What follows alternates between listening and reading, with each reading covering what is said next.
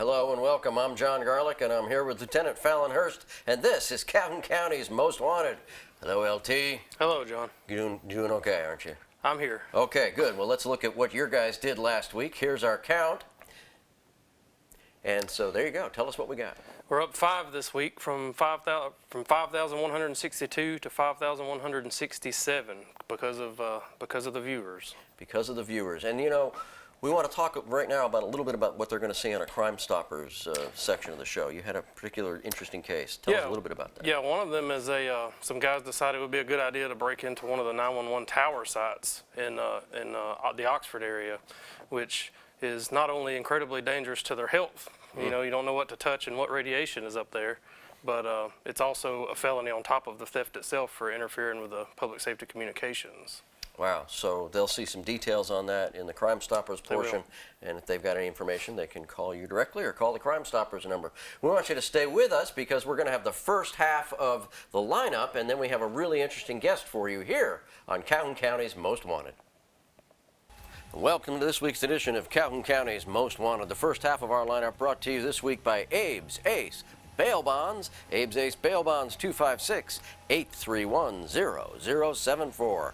First up on our lineup this week, Amber Decker. Miss Decker, last known to be living in Huntsville. She's wanted for failure to appear on burglary third. And meet Edward Jones. Mr. Jones, last known to be living in Anniston. He's wanted on a failure to appear for obstruction of justice by using a false ID. And this is Johnny Barksdale. Mr. Barksdale, last known to be living in Anniston. He's wanted for failure to appear on possession of a controlled substance.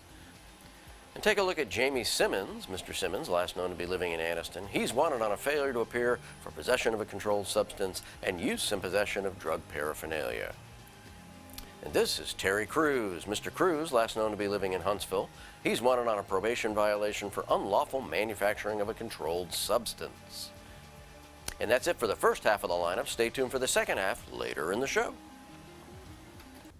Welcome back. We hope you saw somebody in that half of the lineup. You might know where they are. If you do, call Lieutenant Fallon Hurst. You call, he calls. We are here with Latasha Aguirre.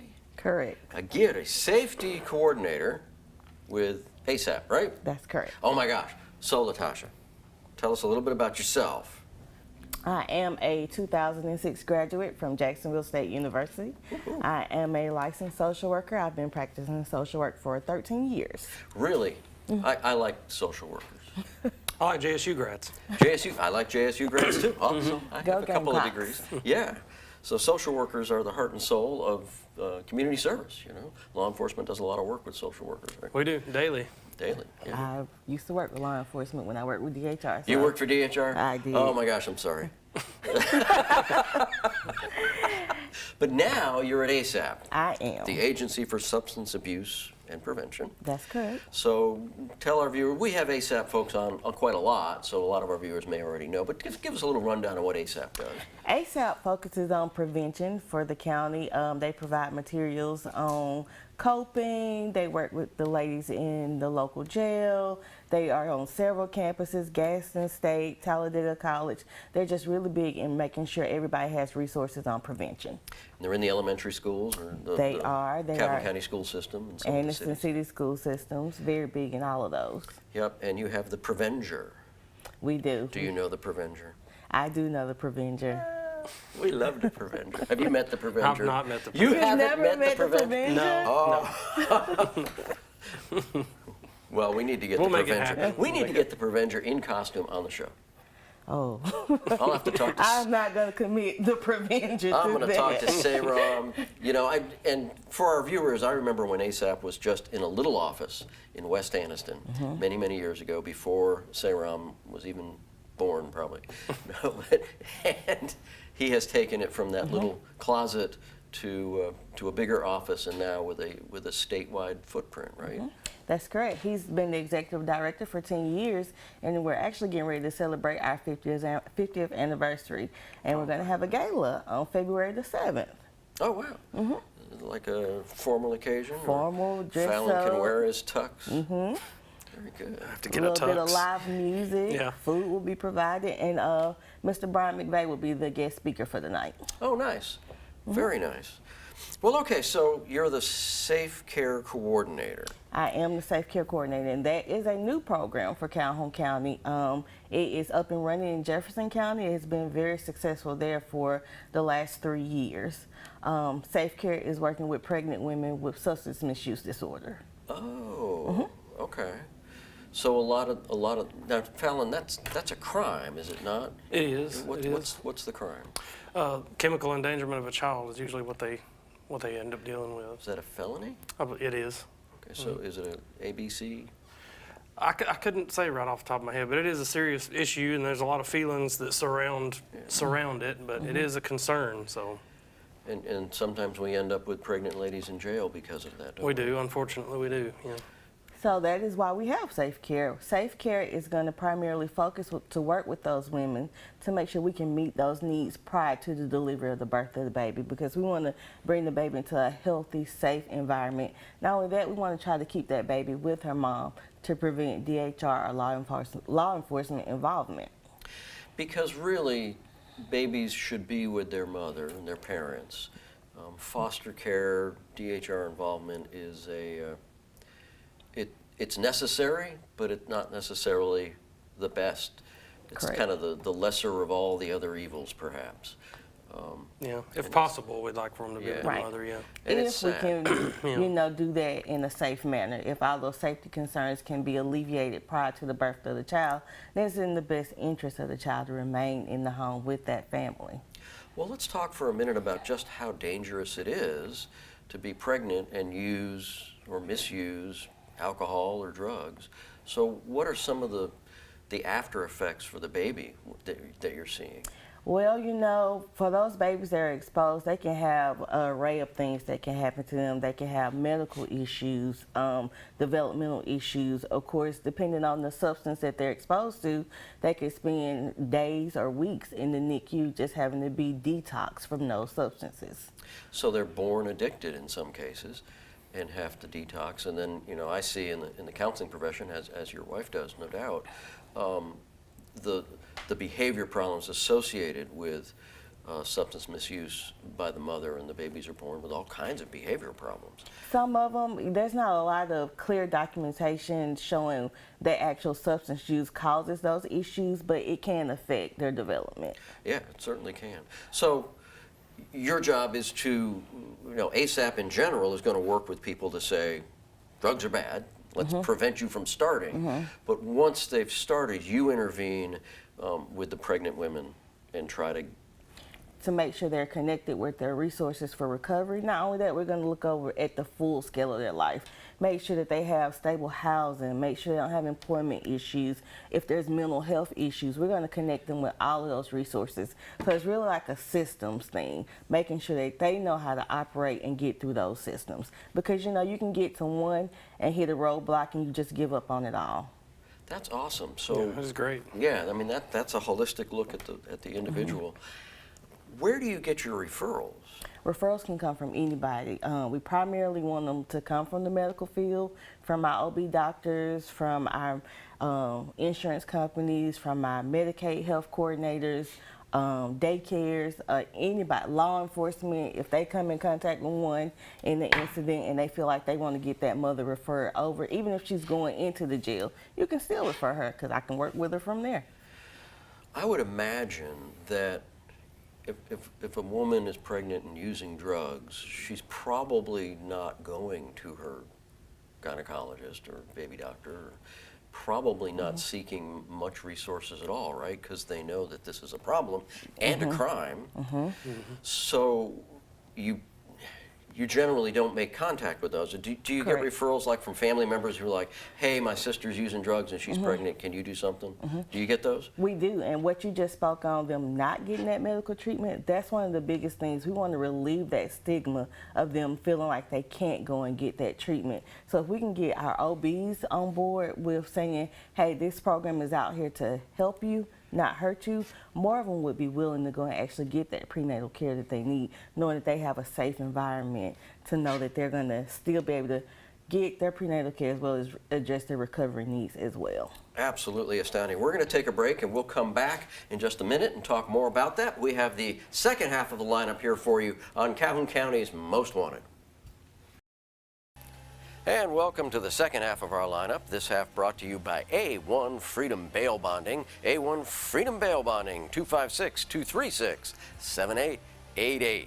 First up in this half, Monica Myrie. Miss Myrie, last known to be living in Anniston, she's wanted for a probation violation for possession of a controlled substance and failure to appear for possession of a controlled substance. And this is Martha Samayo. Miss Samayo, last known to be living in Anniston, she's wanted for sexual abuse of a child less than 12. And meet Quinn Brown. Mr. Brown, last known to be living in Weaver, he's wanted for a probation violation on possession of a controlled substance. And we'd like you to take a look at Lenore Rodriguez. Mr. Rodriguez, last known to be living in Anniston, he's wanted for probation violation for trafficking in methamphetamine. And this is Michael Mercer. Mr. Mercer, last known to be living in Anniston, he's wanted for failure to appear on fraudulent use of a debit or credit card. And that's it for our lineup this week. If you have any information on these folks, please give Crime Stoppers a call. That number, 1-833-251-7867. Welcome back. We hope you saw somebody in that half of the lineup. You might know where they are. And if you do, call the Sheriff's Office, call Crime Stoppers, call Lieutenant Fallon Hurst. You call, he hauls. We are here with Latasha from ASAP, Safe Care Coordinator, talking about interacting with women who are pregnant who might be having a substance misuse problem. And before the break, we were talking about how hard it is, perhaps, for some of these women to find resources. You know, they're afraid to go to the doctor, and then unfortunately they end up in jail. So when you do your referrals, do you know what percentage you are getting noticed from the jails? Is it a bigger percent? Is it bigger than half, you think? Well, the program just started, so we haven't received any referrals from the jail. The two that I'm currently working with came directly from the Department of Human Resources because they are currently engaged with women who are actively using while pregnant. So when you meet with these women, and take us through kind of what you do when you're talking to them. Basically what we do is we sit down and we go over basically what's going on in their life, what resources they have, what they're interested in receiving, what their limitations are in getting there, such as transportation, financial needs, if they have their insurance already in place, educational needs, health care for them as well as the baby after it's born. We just we go from the beginning to the end, from now to what's going to happen, whether it's 9 months from now, 6 months from now. We come up with a plan for not only the mother but the baby as well. So if the mother feels like she's not going to be successful in recovery, she has the option then to go ahead and start looking for someone who can be a resource for her baby versus having to be placed in foster care.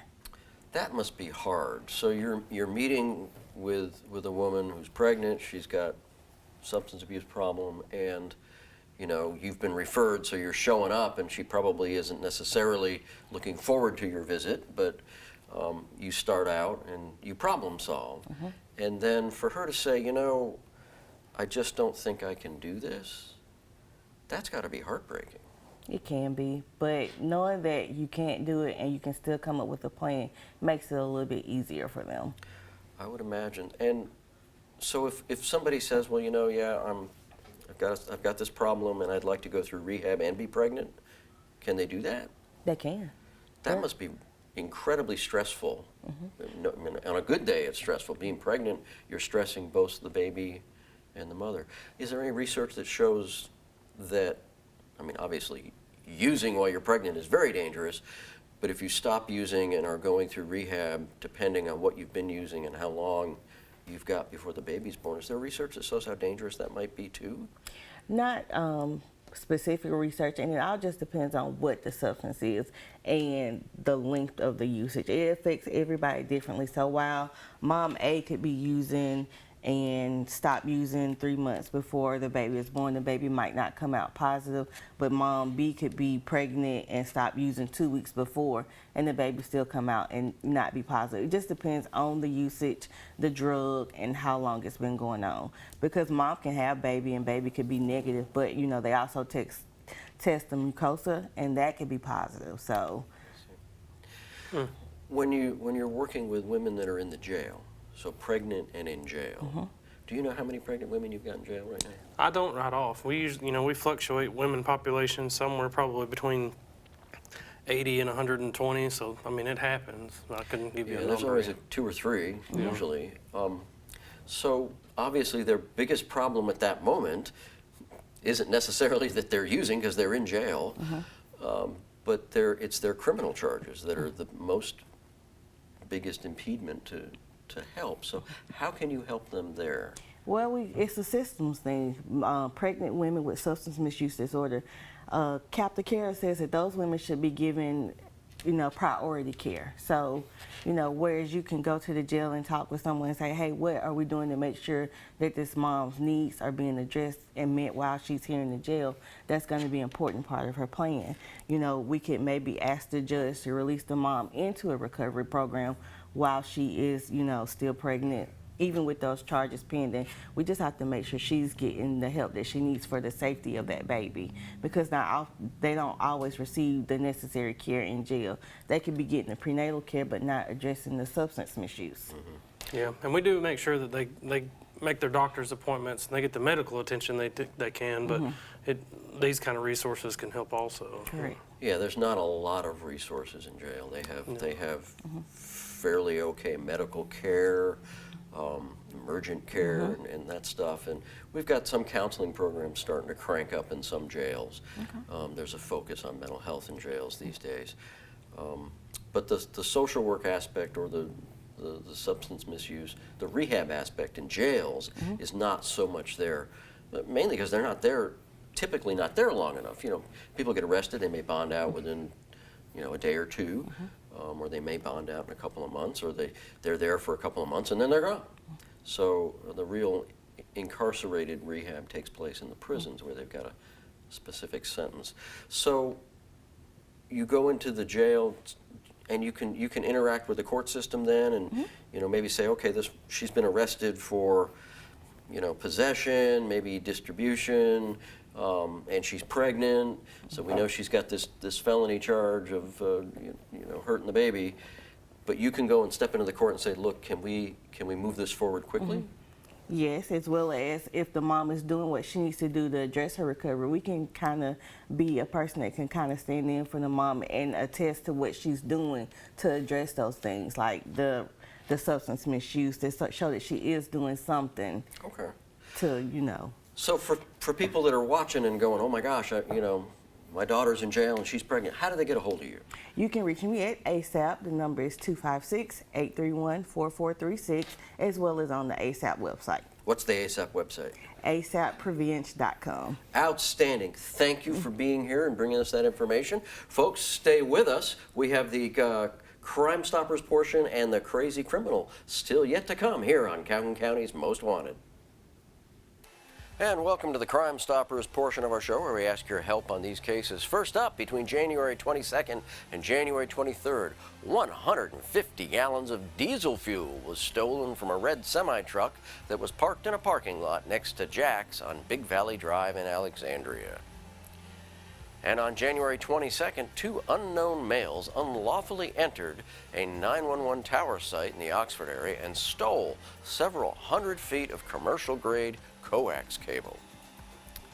And on January 30th, an unknown person or persons unlawfully entered a 2007 Nissan Quest van located at a residence on the 3000 block of Roy Webb Cutoff in Piedmont. Several medications were stolen from that vehicle. And that's it for the Crime Stoppers cases. If you have any information on these cases, please call Crime Stoppers. That number, 1-833-251-7867. Stupid! You're so stupid! Fallon, it's Crazy Criminal time. It is my favorite part. I'm sure it's most It's everybody's people's. favorite part. So take us there. Well, this time it comes from Delaware. Mr. McRoberts here, William McRoberts, decided he was going to rob a Wells Fargo. He did rob the Wells Fargo Bank, and Delaware State Police may have had trouble finding him had he not stopped at the ATM outside to try to deposit some of the money that he stole. So they always get caught, but in this case it happened fairly quickly. I think they got him before he even got home. Well, he was trying to be safe. He didn't want his money to get stolen. Yeah. So he was going to deposit in the bank. Yeah, I get. Did he steal it? He put it right back in the bank. Yeah. Did he really steal it? Well, he stole it. But there's a lawyer's. Was it the an same angle bank? for the, Was it a Wells Fargo bank? It was. Yeah. So there's an angle for his attorney, I guess. Yeah. You know, Wells Fargo has had some interesting reputations the last couple of years. Maybe they just planned this and he's the patsy. It's a conspiracy theory. Good old McRoberts conspiracy theory. Yeah. All right, so the EMA site broken into. Need some info on that. 911. Yeah, Yes. 911 site broken into. It was. Major felony, big problems, dangerous. Radiation. You said radiation. Yeah, I mean, there's a lot of radiation at these sites, so you could possibly be exposed or touch something that'll give you a shock. You know, I have a Geiger counter in case you guys ever need one. I got one at home. I believe you do. All right, so people need a job, they can go to the sheriff's office. What's the contact information there? Always, you can go to our website. It's calcoso.org/careers, and they can submit it right there. Come right to my email. Website. It'll come right to my email. Fantastic. Well, we thank you guys for tuning in this week, and we hope to see you again next week, but not in the lineup, here on Calhoun County's Most Wanted.